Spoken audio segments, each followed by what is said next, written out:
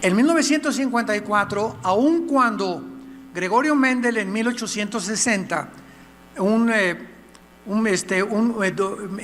un monje dominico, descubrió las leyes de la herencia mezclando los famosos chícharos, y casi el mundo científico no le hizo caso hasta 1954, cuando ya con el invento del microscopio y toda la tecnología moderna se descubre y se llega a lo más íntimo de las células.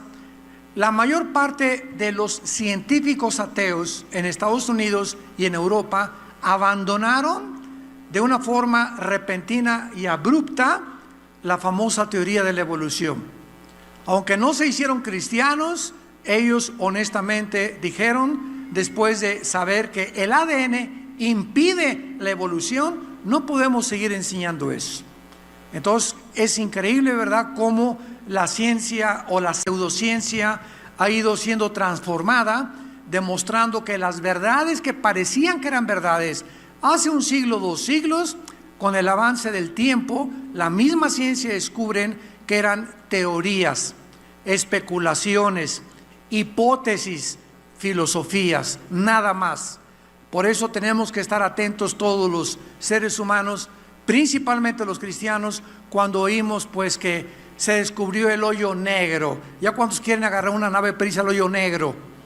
Entonces, cuando no sabemos lo que se encuentra detrás de lo que la ciencia, ya se descubrió agua en la luna o agua en Marte. Ya ve, hay agua en Marte. Ah, pues no, es que no era agua. Pasan 3 o 4 meses, no era agua, nos equivocamos. Era esto, era un reflejo, lo que sea. Y así pasa casi siempre en el mundo científico cuando se adelantan a proclamar supuestos descubrimientos que no han sido probados, porque para que sea científico, ¿qué tiene que ser? Tiene que ser probado, primero tiene que ser observado. Los científicos observan, entonces después tienen que probar y después tienen que demostrar que eso que ellos están observando es viable para que pueda ser caracterizado como una ley, como algo científico. Mientras no se ha demostrado en un laboratorio, a través de probetas, tubos de ensayo, etcétera, etcétera, no puede ser caracterizado como científico, como no lo es la famosa teoría de la evolución, que se sigue enseñando desgraciadamente en la mayor parte de las secundarias, preparatorias y universidades del mundo. Muy bien, terminamos con el séptimo día, capítulo 2 del Génesis, del 1 al 3. Y dice así: este es el último día que la Biblia nos relata acerca de la creación de Dios. Fueron pues acabados los cielos y la tierra, y todo el ejército de ellos. Y acabó Dios en el día séptimo la obra que hizo, y reposó. Esta palabra es Shabbat, que los judíos después la usaron como nombre, aquí está como verbo. Vamos a ver la diferencia. Reposó Dios el día séptimo de toda la obra que hizo. Y bendijo Dios al día séptimo y lo santificó, porque en él reposó de toda la obra que había hecho en la creación. La palabra hebrea que aquí se usa, y vamos a profundizar en esto en esta última conferencia, para reposar es Shabbat, que significa literalmente completar o cesar de trabajar. Entonces, cuando Dios dice que Él reposó el séptimo día, no significa que le dijo al arcángel Miguel: tráiganme una hamaca, porque estoy cansadísimo de todo lo que he hecho. Necesito 3 días de vacaciones. Entonces, no significa que Dios se haya cansado. Dice Isaías capítulo 40 que Dios no se cansa ni desfallece. No es como nosotros. Dios no está sujeto, ni las criaturas del mundo espiritual, a las leyes físicas, ni a las 4 dimensiones en las que tú y yo habitamos en este universo cerrado, que es el que Dios creó con leyes cósmicas inexorables.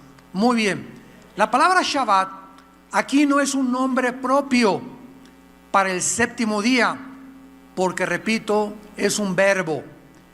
No se usó como nombre propio para el séptimo día hasta el libro del Éxodo, ¿Qué significa esto? Porque fue hasta el Éxodo que Dios ordenó el Shabbat o el séptimo día a Israel para que después de 6 días ellos trabajaran. Esto es asombroso porque independientemente de la interpretación teológica, es increíble que el calendario está actualizado y ordenado en semanas de 7 días y solo existe una razón. Dios mismo estableció que el ser humano después de 6 días necesita detenerse. No son 8 días, ni a los 5 días, ni a los 4 días. Entonces, lo que Dios le ordena a Israel, lo vamos a ver espiritualmente, como Cristo lo cumple. Y cuando el cristiano entra al reposo de Dios, ya no es para descansar el sábado, sino que ahora hay gente que nos pregunta, siempre que voy a algún lugar, ¿y ustedes los cristianos por qué no guardan el sábado? Mi respuesta es, oye, te ganamos. Nosotros guardamos el sábado, el domingo, el lunes, el martes, el miércoles, el jueves y el viernes. ¿Por qué? Porque lo que era una señal solamente para Israel, para nosotros es espiritual, porque cuando venimos a Cristo hemos descansado en Él. Jesús es nuestro Shabbat. Entonces, cuando vienes a Cristo, descansas de tus obras, descansas de tratar de hacer obras para agradar a Dios. Esta es la diferencia entre la justificación por la fe y los que buscan hacer algo, sacrificarse o cumplir con una religión para que Dios los acepte. Nosotros hemos aceptado en el amado, en lo que Jesús hizo en la cruz. Lo voy a explicar con más detalles más adelante. Muy bien, veamos pues entonces que aunque muchos enseñan el sábado fue ordenado desde la creación, aquí no hay ningún mandamiento para guardar el Shabbat, para guardar el sábado. El mandamiento fue dado hasta el libro del Éxodo, cuando en el monte Sinaí Dios le dio las leyes morales, civiles y ceremoniales a Moisés. Vamos a ver las bases de este sábado y basados en la creación. Y esto es muy importante. Número 1, los que quieran ir tomando nota.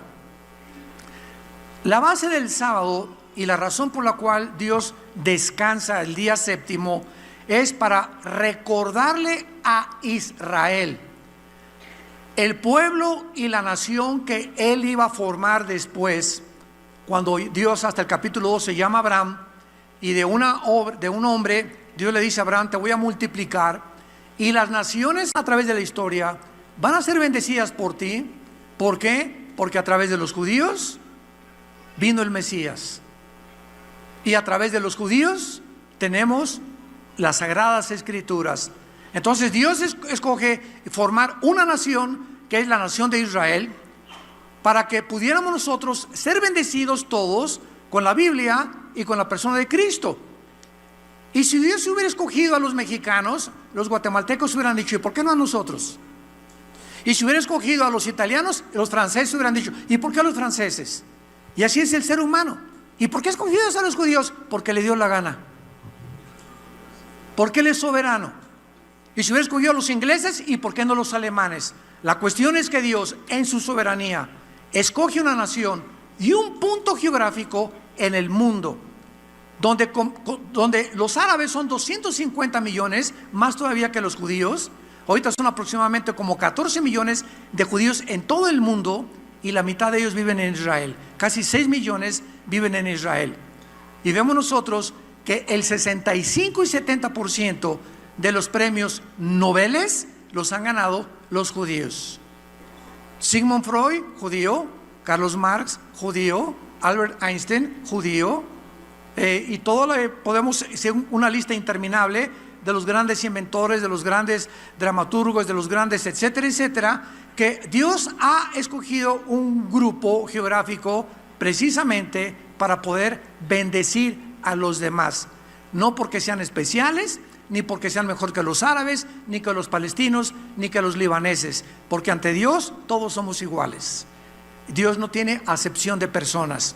Entonces Dios escoge a Israel en primer lugar para mostrarles que Él es, así como completó la creación, así completará la historia de Israel y la historia de nosotros. En otras palabras, Dios escoge este día para recordar que Dios completa su obra de la misma manera que Él va a completar la historia de Israel y tu historia y mi historia.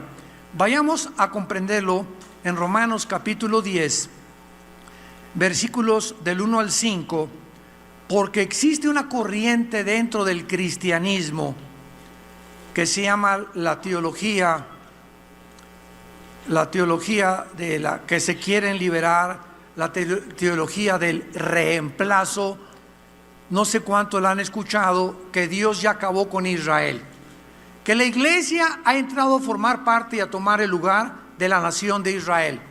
Pero la Biblia, los capítulos 9, 10 y 11 de Romanos, 3 capítulos dedicados única y exclusivamente para enseñarnos que aunque parece que Dios hizo a un lado a Israel, no ha acabado con ellos. Dice Romanos capítulo 11, digo pues, ¿ha desechado Dios a su pueblo? En ninguna manera. Porque también dice Pablo, yo soy israelita de la descendencia de Abraham, de la tribu de Benjamín. ¿No ha desechado Dios a su pueblo, al cual desde antes conoció? ¿No sabéis qué dice de Elías la Escritura? Cómo invoca a Dios contra Israel diciendo, Señor, a tus profetas han dado muerte, tus altares han sido derribados, y solo yo he quedado, y procuran matarme. Pero, ¿qué dice la divina respuesta? Me he reservado 7,000 hombres que no han doblado la rodilla delante de Baal. Así también, aún en este tiempo, ha quedado un remanente escogido por gracia. Dios usa, Pablo, el Antiguo Testamento para decir que Elías, ¿se acuerdan de la historia de Elías en Primera de Reyes y Segunda de Reyes? Llegó un momento en el que él creía que era el único sobreviviente. Ya mataron a todos, Señor, sin darse cuenta que había 7,000 igual que él. ¿Y cuántos de nosotros muchas veces llegamos a pensar lo mismo, verdad? Ay, Señor, yo soy el único en la escuela que soy cristiano. Yo soy el único en mi familia yo soy el único en mi trabajo. Yo soy el único que... Y sabes una cosa, es que tú no sabes que no eres el único, ni yo tampoco. Hay muchas personas que Dios tiene en todos lados, que son el remanente y que permanecen fieles al Hijo de Dios. Entonces, esto es una prueba indubitable de que Dios no ha acabado con Israel. Versículo 11 y 12. Digo pues, ¿han tropezado los de Israel para que cayeran? En ninguna manera. Pero por su transgresión vino la salvación a los gentiles para provocarles a celos. Y si su transgresión es la riqueza del mundo y su defección la riqueza de los gentiles, ¿cuánto más su plena restauración? Y ya si seguimos leyendo Romanos 11, 25, 26, y cuando Jesucristo venga, todo Israel será salvado. Desde luego los que en ese momento creían en Cristo como el Mesías. Y así como han muerto muchos gentiles sin Cristo, no significa que el hecho de que una persona sea israelita, no significa que el hecho de que una persona sea judía, se pueda creer que esa persona es salvada y escogida por Dios. De ninguna manera. Lo explica el capítulo 2 de Romanos. No todo el que nace o es heredero de Abraham físicamente o genéticamente tiene la salvación, sino el que ha sido circuncidado en su corazón. Solo los judíos que realmente han creído en Jesucristo, que se les llama ahorita mesiánicos, son los que verdaderamente tienen la salvación. Habrá millones de judíos también que se van a condenar eternamente. Y esta es la razón por la cual ahorita hay movimientos en el mundo mesiánicos, gracias a Dios por ellos. Pero qué triste cuando los cristianos oímos, pues ya el hermano se fue a una iglesia que es como sinagoga, y es como que le están enseñando las raíces hebreas, y es una iglesia mesiánica, y ya se ponen la kipá. Los hermanos de judío tienen la cara que yo de oaxaqueño, y se visten como los judíos, y quieren a celebrar todo como los judíos, y quieren guardar el sábado otra vez, sin entender que el hecho de que tú creas que te quieres regresar o hacerte judío, no lo vas a hacer. Es como hacer un perro gato o un gato perro, porque no puedes cambiar su naturaleza por sus genes. La genética biológicamente nos impide cambiar de género. Si tú tienes el cromosoma Y, eres macho camacho. Si tienes los 2X, eres mujer. Entonces, ¿qué nos hace hombres y qué nos hace mujeres? Los cromosomas. Entonces, si tú tienes el cromosoma X, eres mujer, y si tienes el Y, eres hombre. Las mujeres no tienen el cromosoma Y. Muy bien, en segundo lugar, como apóstol del Señor del sábado, en segundo lugar, Pablo abroga la ley y las regulaciones de las observancias que los judíos tenían que cumplir bajo el Antiguo Testamento, como algo que la iglesia no tiene que guardar. Las 7 fiestas judías que Dios le dio, que eran de Dios a Israel, que es la Pascua, los panes sin levadura, Pentecostés, el día de la expiación, las trompetas, el Sucot, etcétera, etcétera. Nosotros, por ejemplo, como iglesia, celebramos el Sucot entre octubre y noviembre. Ahí en la iglesia de Santa Fe lo hemos hecho, en la iglesia del norte, no como una obligación que tengamos los cristianos que cumplir, sino para mostrarle al pueblo qué se encontraba detrás de la fiesta del Sucot, porque es la que vamos a celebrar cuando muramos, es la primera que vamos a celebrar con Jesucristo. Enseñarles qué es la fiesta del Sucot, pero no para guardarla, sino para ilustrar qué se encuentra detrás de esa fiesta, que es Jesucristo. Entonces, el cristiano, bajo el nuevo pacto, lo vamos a ver poco a poco, no está obligado a regresar a las leyes ceremoniales del Antiguo Testamento. En el Antiguo Testamento los hombres no se podían rasurar. En el Antiguo Testamento las personas no podían comer carne de puerco.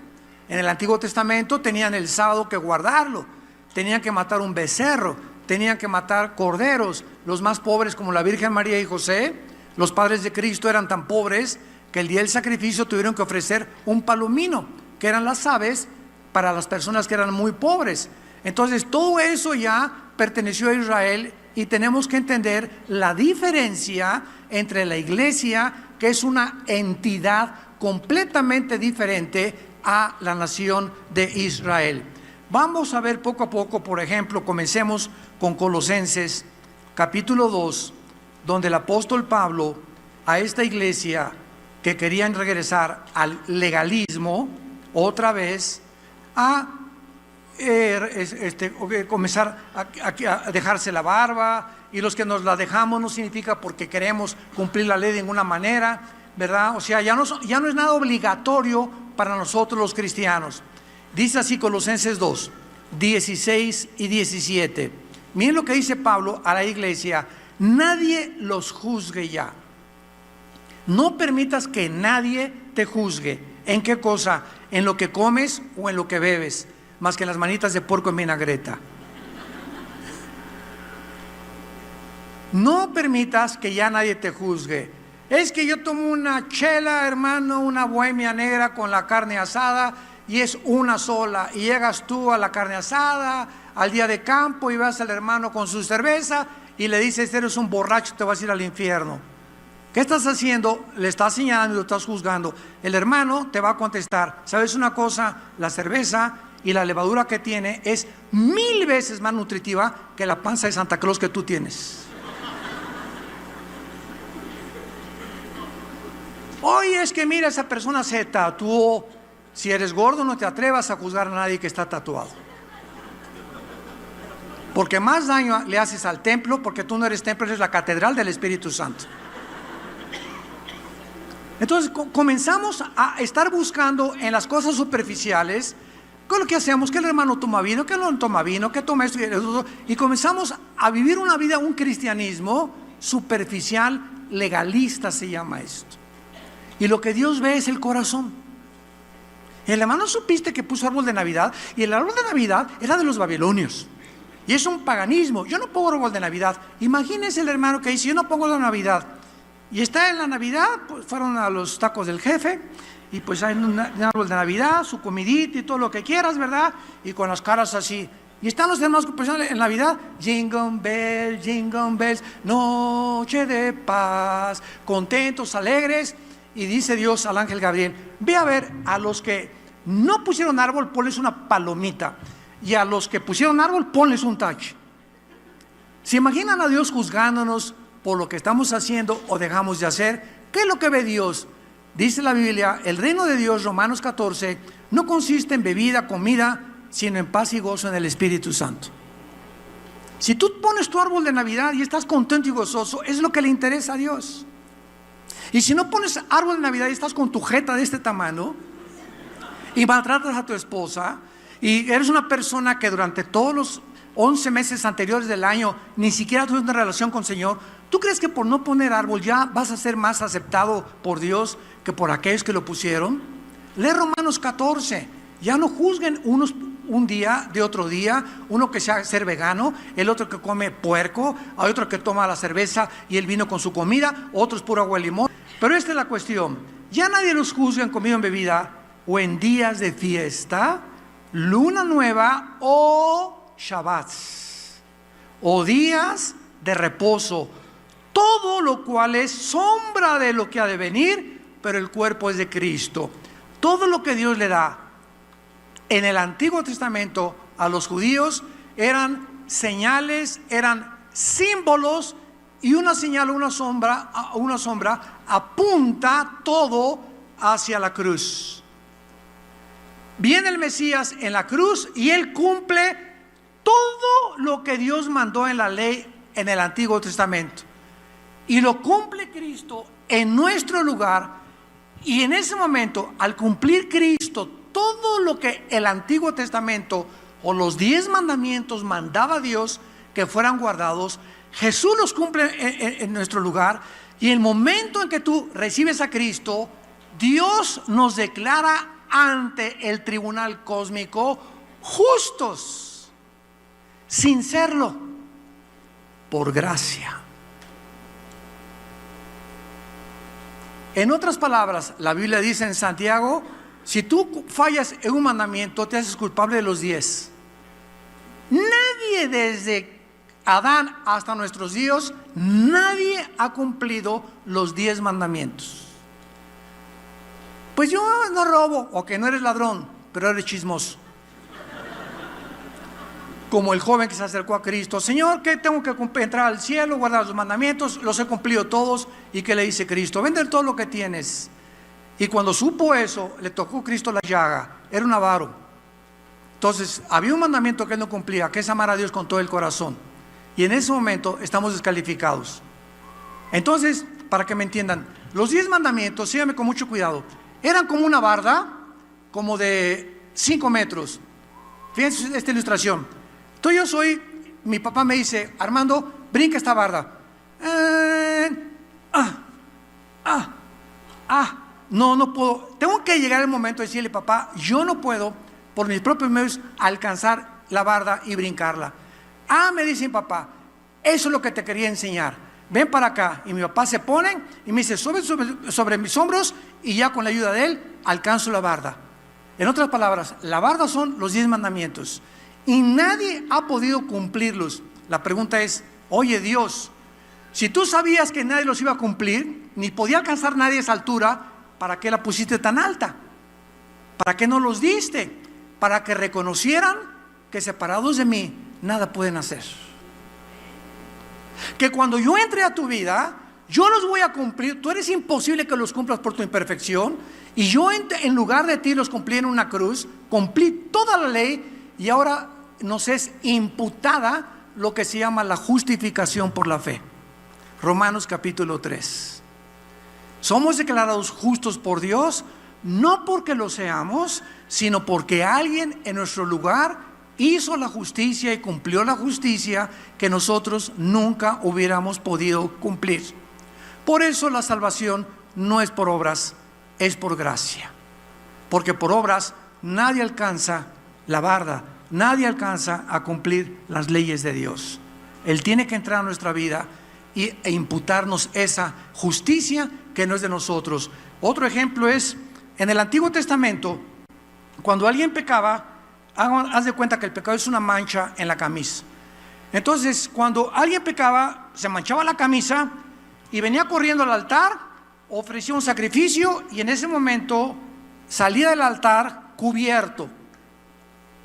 Pero ahí estaba la mancha. Solamente el sacrificio cubría los pecados hasta que llegara el Mesías. De la cruz para nuestros días, cuando nosotros pecamos, dice la Biblia, venimos a la cruz y esa mancha no nos las deja, sino que ahora Dios la borra. Nunca me acordaré de tus pecados, y nos cubre este saco, es la justicia de Cristo, y me pongo la justicia de Cristo y ahora me acerco a Dios, no en mi justicia, no en mis méritos. Señor, ya cumplí tu ley, ya hice un asilo de ancianos, ya hice un orfanatorio, ya le regalé en Navidad dulce a los niños, ya me estoy portando bien, no vengo ante ninguna obra que yo haya hecho a Dios. Y cuando me dice Dios, ven como limosnero, déjame que yo te cubra, de ahí en adelante los cristianos somos cubiertos con una justicia que no es de nosotros, es la justicia de Jesús. Pero al vernos Dios con esta justicia,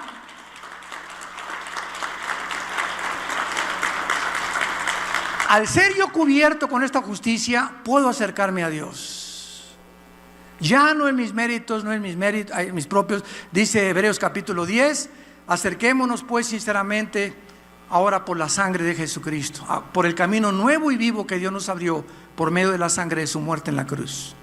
Entonces, cuando yo oro hoy en la noche o en la mañana cuando me levanto y le digo, Padre Santo que estás en los cielos, Él me oye no porque yo sea bueno, no porque lo merezca, no porque yo sea digno. No hay nadie digno, todos somos indignos ante Dios.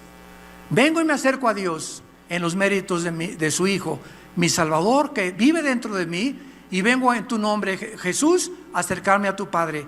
Acerquémonos al trono de la gracia, dice en Hebreos capítulo 10, ante el trono de la misericordia para alcanzar gracia y misericordia en el tiempo oportuno. ¿Por qué podemos acercarnos? Por causa del Hijo de Dios. Si tú eres presidente de la República y tu hijo está fuera de tu oficina, si dicen te busca Perico de los Palotes, ¿quién ni lo conozco? Diga que se bañe, que se vaya por ahí, ¿verdad? Yo no, pero oiga, le hablo a su hijo.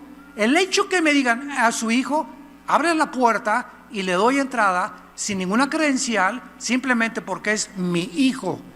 Cuando nosotros venimos a tocarle la puerta a Dios a orar, Él sabe quiénes son sus hijos y quiénes no son sus hijos. Dice la Biblia, Dios no oye a los pecadores, pero Él oye a los que forman parte de su familia y nos da el privilegio de acercarnos a cualquier momento donde estemos, en el carro, en el Nevado de Toluca, en el metro, en cualquier lado, a través de la oración, y se nos abre la puerta repentina y abiertamente. Le mandamos telegramas a Dios y Él nos oye continuamente, porque es de su agrado que sus hijos se acerquen a Él en oración. ¿Qué privilegio tan grande tenemos? Ya no tenemos que hacer esto o hacer aquello, o cumplir, o irnos de rodillas, o ayunar, o ceremonias. Todas estas cosas eran sombras del antiguo pacto que ya no nos pertenece a nosotros. En tercer lugar, el sábado o el Shabbat fue una señal para Israel que Dios apartó para una relación especial de un pacto con Él. En otras palabras, Dios le da el Shabbat a Israel, el sábado. Guarden el sábado, porque el sábado les va a recordar qué fue lo que yo hice. Vean ustedes Éxodo capítulo 31, versículo 17, donde aparece esta verdad. Éxodo 31, 17. Señal es para siempre entre mí y los hijos de Israel. Nosotros somos hijos directamente en el Nuevo Testamento de Dios. Los hijos de Israel celebrándolo por sus generaciones, por pacto perpetuo. Señales siempre para mí, entre mí y los hijos de Israel, porque en 6 días Jehová hizo los cielos y la tierra, y en el 7º día se hizo y reposó.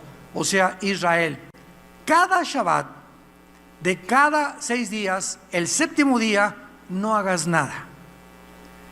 No quiero que ni le aprietes el botón de un elevador, ni que partas leña, nada es nada.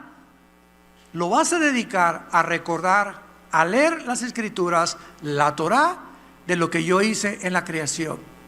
Dios quería que perpetuamente los judíos recordaran que en 6 días hizo los cielos y el 7º descansó, por lo cual ellos el 7º día tenían que cesar, como hizo Dios, de trabajar, ya de no hacer nada, para dedicárselo completamente a Dios.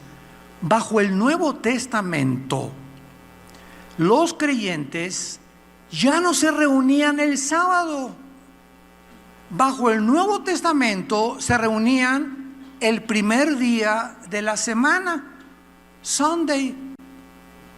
El domingo, que es el primer día de la semana, a partir del pan, a enseñar y estudiar las Escrituras. ¿Por qué? Lo voy a explicar. Cristo resucita el primer día de la semana, el domingo. El Espíritu Santo en Pentecostés, Hechos capítulo 2, viene el día domingo, el primer día de la semana. Y en ese momento los apóstoles entendieron que venía una nueva creación, porque hasta que Jesucristo y el Espíritu Santo entraron al mundo, Dios no volvió a crear nada. Pero dice 2 Corintios 5:17, el que está en Cristo, ¿quién es la nueva creación? Nosotros. Aleluya. Nosotros somos una nueva creación, completamente nueva, que Dios no había hecho antes. Vuelve a crear dentro de nosotros a Jesús, el Espíritu Santo, porque es lo que está siendo creado. Estamos siendo creados, Romanos 8:28, a la imagen del Hijo de Dios. En Gálatas, Pablo le dice a los Gálatas, hasta que Jesús se ha formado dentro de ustedes. Ahora veamos esta verdad. Por ejemplo, Hechos, cuando ya los apóstoles comienzan a reunirse, Hechos 20, versículo 7. El primer día de la semana, ¿cuándo es? El domingo. Reunidos los discípulos para partir el pan, Pablo les enseñaba, habiendo de salir al día siguiente, y alargó el discurso hasta la medianoche. Ya no era el sábado cuando se reunían a partir el pan. Ahora, después de Pentecostés, los apóstoles y discípulos comenzaron a reunirse el día domingo. Pero vamos a confirmar todavía aún más esto que acabamos de leer. Y vayamos a la primera carta a los Corintios, capítulo 16, para que veamos la corroboración y la confirmación de lo que estamos enseñando. 1 Corintios 16, del 1 al 2. En cuanto a la ofrenda para los santos, hagan ustedes también de la manera que les ordené en las iglesias de Galacia. Cada primer día de la semana, o sea, cada domingo, cada uno de vosotros ponga aparte algo, como lo hacemos cada domingo, la ofrenda o el diezmo, según haya prosperado, guardándolo, para que cuando yo llegue no se recojan entonces ofrendas. Ya ahora los apóstoles partían el pan, recogían las ofrendas. Todo lo que hacían era el primer día de la semana.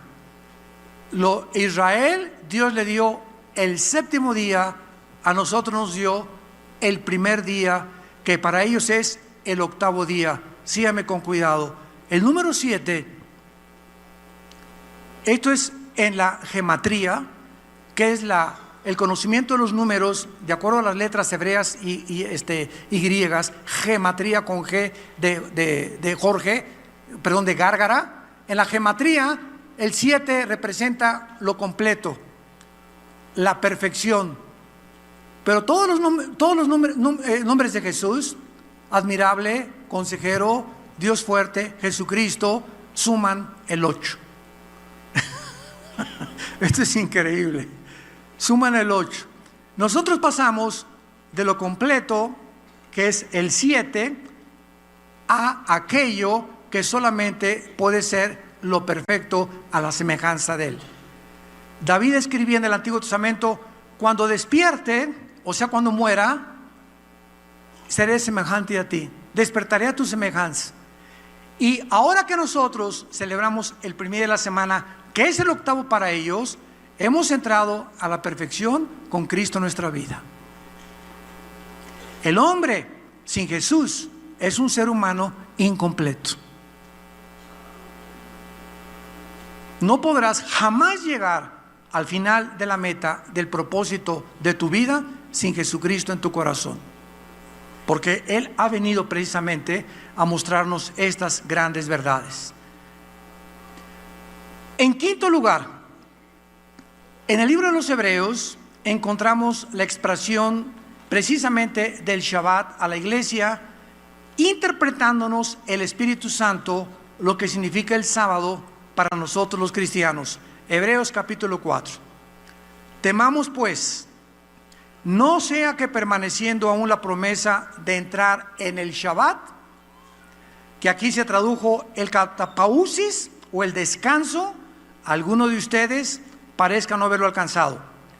Porque también a nosotros se nos ha anunciado la buena nueva como a ellos, pero no les aprovechó el oír la palabra por no ir acompañada de fe en los que lo oyeron.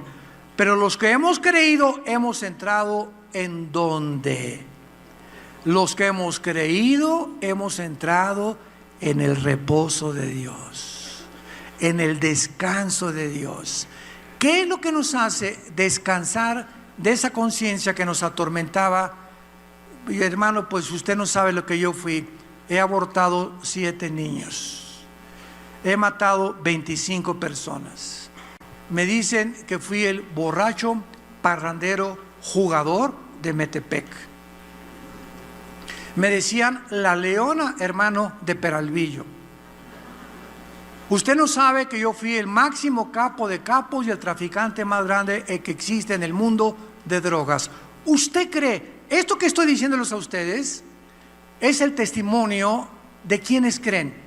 Cuando fuimos a las prisiones, ahora ya no tengo tiempo de ir, pero tenemos un ministerio en México que va a Santa Marta Catitla, vamos al Moloya cuando nos permiten cada 2 o 3 meses, y en la cárcel de mujeres encontramos, al compartir estos mensajes, estos testimonios. ¿Usted cree, como me dijo un muchacho en 1987 en Santa Marta Catitla, que después de que prediqué se acercó conmigo llorando y me dice: pastor, yo soy una persona y le quiero confesarlo a usted, soy un asesino, estoy aquí, me dijo, en la cárcel porque en el periférico yendo hacia Ciudad Satélite alguien se me atravesó y le di 2 balazos con mi 38 y por ese crimen estoy pagando 15 años en Santa Marta Catitla, pero yo debo antes de eso a 25 más. Antes de ese crimen, a los 14 años maté por primera vez a una persona. A los 15 yo era asesino a sueldo de un político en Veracruz. Y después me convertí en un asalariado, en un sicario, donde comencé a cobrar por cada persona y me pagaban de 30 a 50 mil pesos por cada persona que yo mataba.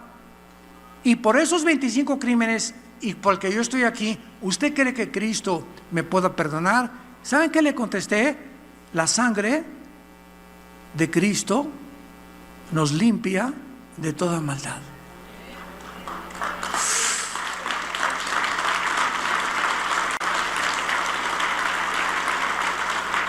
Estas son las buenas noticias que mi esposa les compartió hace rato. Las buenas noticias que no importa si tus pecados son como el carbón, como la blanca lana vendrán a ser. Y cuando uno oye este mensaje, que no importa lo que tú hayas hecho, hay perdón en la cruz, a las que hayas abortado, cuántos divorcios tengas, en la cruz, Cristo, lo que tú tenías que pagar por todos esos 25 crímenes, le dije a este hombre, Él los pagó en la cruz por ti. Y las buenas noticias es que si tú le aceptas como tu Señor, Dios te ve como si nunca hubieras pecado. Casi se desmaya de oír esta buenísima noticia. ¿Cómo es posible? Y claro que no falta quien se acercó a alguien, ¿verdad? Y ahí sí que fácil, ¿verdad? Que ya nada más porque a Cristo ya.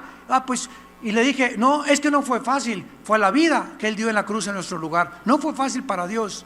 Y por eso se llama por gracia, porque no lo merecemos. Dios nos los da porque nos ama. Por medio de la fe somos salvos en Cristo Jesús. Y esto es maravilloso. Quiero darles una noticia. Muchos de ustedes se van a sorprender. No sé cuántos de ustedes son parientes del Chapo, o lo conocieron, o fue tu padrino. Este hombre, conocido como el más grande traficante de todos los tiempos en los últimos años, está finalmente en una cárcel de Chicago purgando una pena de pena perpetua. Su mamá, para los que no están informados, la mamá de él es cristiana, apostólica, hace más de 35 años. Y él hace muchos años le mandó construir una iglesia a su mamá. Y su mamá no ha dejado de orar todos los días por él. Ahora, muy bien, mientras él estuviera en la posición en la que está, era muy difícil que él recibiera a Cristo. Vean lo que hizo Dios, es un acto de misericordia. Pero ahora que él ya está en una celda de 4 por 3 metros, encerrado para toda su vida hasta que se muera, ahí en Estados Unidos hay una ley que todos los presos necesitan leer la Biblia. Y en Estados Unidos se les permite a los pastores cada semana ir con los presos, leerles la Biblia, y el único libro que les regalan a los de máxima seguridad es la Biblia nada más. Pues él la comenzó a leer y quiero comunicarles que aceptó a Cristo como su Señor y Salvador.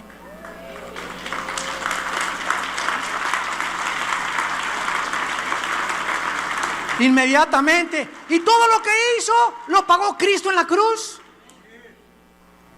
Y todo lo que hiciste tú.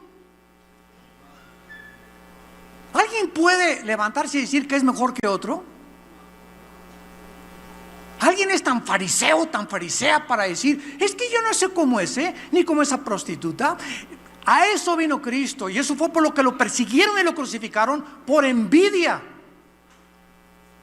Y viene una prostituta y le comienza a lavar los pies los fariseos. Ay, sí, ¿verdad? Tú eres, te dices el Mesías y dejas que esos pecadores se acerquen a ti. A eso vino, dijo Jesucristo, por los enfermos, no por los que se creen sanos. Y ese es tu problema, y tu problema, y tu problema, y el problema de mucha gente que se creen tan justos delante de Dios, que por ser tan buenos y no son tan malos como los demás, merecen el cielo. Y el cielo es para los reconciliantes pecadores. Porque los que más han pecado son los que más aman a Dios. ¿Sabías eso? Mientras más pecador hayas sido y más te haya perdonado Dios, más es tu agradecimiento y tu amor hacia Él, precisamente por eso, de saber que jamás hubiéramos podido pagar por lo que habíamos hecho y Él tuvo misericordia de nosotros.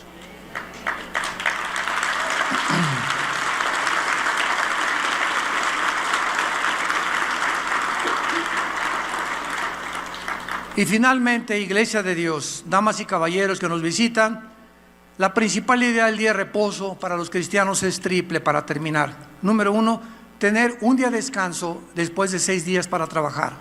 La ciencia, los nutriólogos, los coaches de ejercicios están completamente de acuerdo que el ser humano que no hace ejercicio, que no descansa un día por lo menos a la semana, no va a llegar al rapto.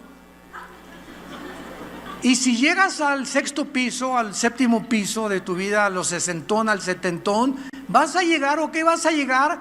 Pero amargado, con problemas de insuficiencia cardíaca, cardiovasculares, problemas de estrés, problemas de circulación. Vas a llegar como un vegetal que te tiene que cuidar. Y ahí te vas a acordar por qué abandonaste a tu esposa cuando tú tenías 50 años. Y ahí es cuando nos damos cuenta cuánto necesitamos a una mujer a nuestro lado. Y cuánto ellas necesitan también a un hombre a su lado. Pero mientras tenemos 40, los 50, por acá el quinto aire, ¿verdad? El sexto aire que les da a muchos, etcétera, etcétera. Y no, pues me voy con una muchachona más joven, etcétera, etcétera. Cuando veo a todas las muchachas más guapas que mi esposa, etcétera, etcétera. Nos arrepentimos algún día porque Dios nos está viendo y Él juzga de acuerdo a nuestras obras. Necesitamos descansar. El domingo no tienes, por favor, la laptop allá al Nevado de Toluca ni a Chapultepec. Juega con tu nieto, empújalo con el triciclo a tu nieto. Ríete con tu nieto, disfruta, llévalo a comer helado. A tu esposa, te vas a Acapulco, es descanso, es el mar. Y ahí están muchos que me dicen: no, yo a mi esposo hasta el domingo, es que es tan inteligente y tan cumplido que hasta el domingo trabaja. Es un bruto, le contesto a la esposa. Qué triste que ni siquiera han entendido que necesitamos física y mentalmente este día. En segundo lugar, entrar al reposo de Dios es entrar al reposo de nuestras aflicciones y tribulaciones. Primera de Pedro 5:7, echando toda nuestra ansiedad sobre Él, porque Él tiene cuidado de nosotros. El cristiano es la persona. Yo llego a mi casa, ustedes no se imaginan, no tienen ni idea de lo que mi esposo y yo atravesamos cada semana. Tantas responsabilidades: misioneros, iglesias, pastores, familias de los pastores, hijos de los pastores, administración, choferes, secretarias, etcétera, misioneros, etcétera, etcétera. Y muchas veces llegamos, ¿verdad? Así, yo casi así me acuesto ahí junto a mi cama con mi cojín a orar y a echarle todas las ansiedades, todo lo que yo sé que no está en mis manos resolverlo porque no soy Dios, y descanso en eso. Padre, te lo digo todos los días: gracias a Dios que yo no soy tú. Y te dejo a ti todas mis cargas, mi hijo, el problema de toda iglesia. Tú, Señor, lo entrego. He hecho todo aquello, pero no me puedo acostar con ansiedad. ¿Por qué? Porque me hace mal, nos hace mal. No puedo levantarme como Leone jaló a las 12 de la noche. Échame un tequila. Pásame los Raleigh. O pásame un toque de mota. Buscar anestésicos para evadirnos de la realidad. No podemos vivir esa vida. Dios ha venido a darnos descanso. Vengan a mí todos ustedes, los que están trabajados y cargados. ¿Quién no está trabajado?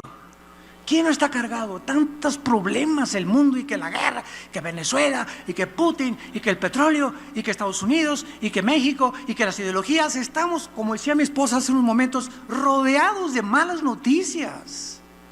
Y si tú tienes en tu mente todo esto, nos oprime, nos hace daño.